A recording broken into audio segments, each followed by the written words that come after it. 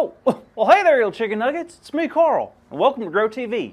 Welcome to Grow TV. Hosted by Carl,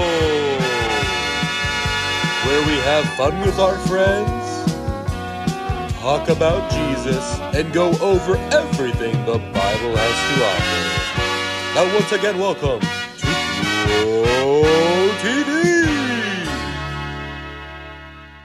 Hi there, everybody. It is so good to see you. What's that?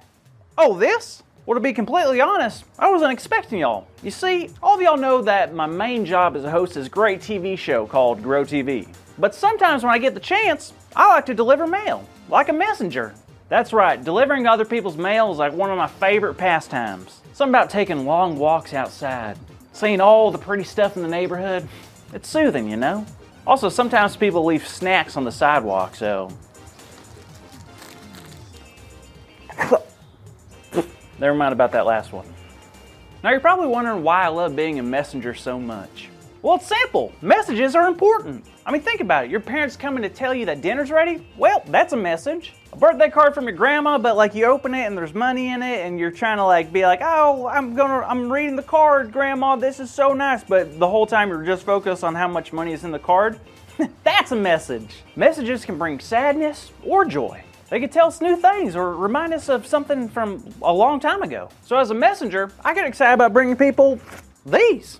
Speaking of people, I'm outside here at my good friend Andrew's house. Now, are y'all cool if I pull a little prank on him real quick?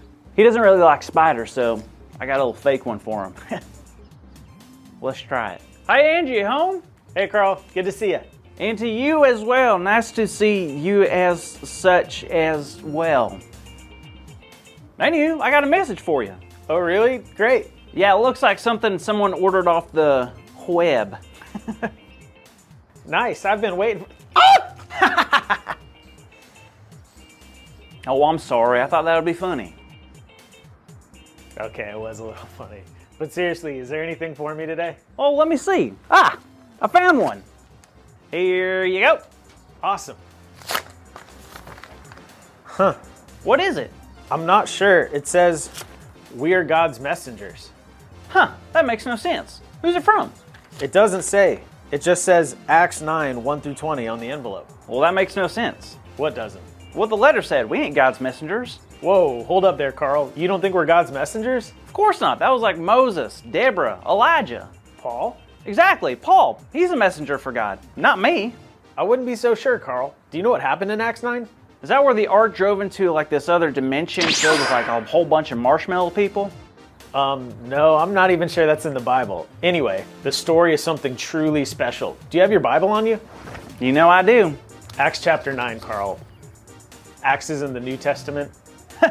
I knew that. I was just hoping that when I opened my Bible, the pages would tell me where I needed to go.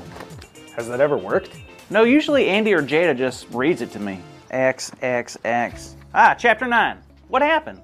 Well, the thing is, Saul... Wait, Saul? I thought we were talking about the Apostle Paul. We are. Same guy. So there was a time when Saul was not the nicest to people who followed Jesus. Really? Really, he didn't believe in Jesus at all. And he tried to get other people to stop believing in Jesus too. But one day he was traveling with his friends and God spoke to Saul. No way, what did God say?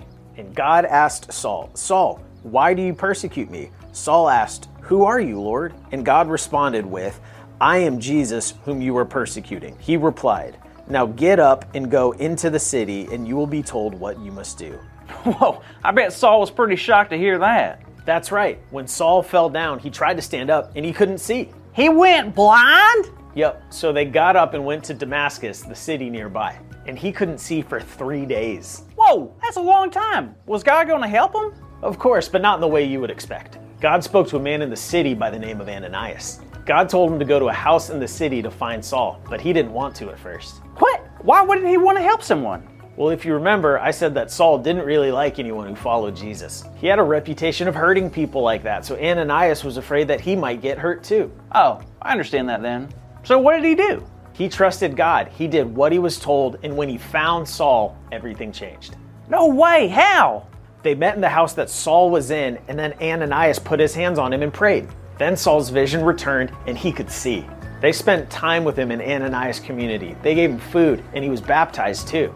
Let's go! That is so cool! Isn't it? Paul was forever changed, and that's how we become one of God's messengers. Wow, so Paul wasn't a nice guy before, but since he met Jesus, everything changed. Exactly, and Paul spent the rest of his life sharing God's message with everyone he could, and we are invited to do the same. We have the chance to be changed just like Saul was. It's kind of amazing that we get to be messengers just like so many believers before us. You really think so? Of course, God calls us to take the message of Jesus and deliver it to all of our friends and family. Well, what about people we don't know? Yup, everyone. But don't worry, when we get nervous, we can trust God just like Ananias did. Ain't that the truth?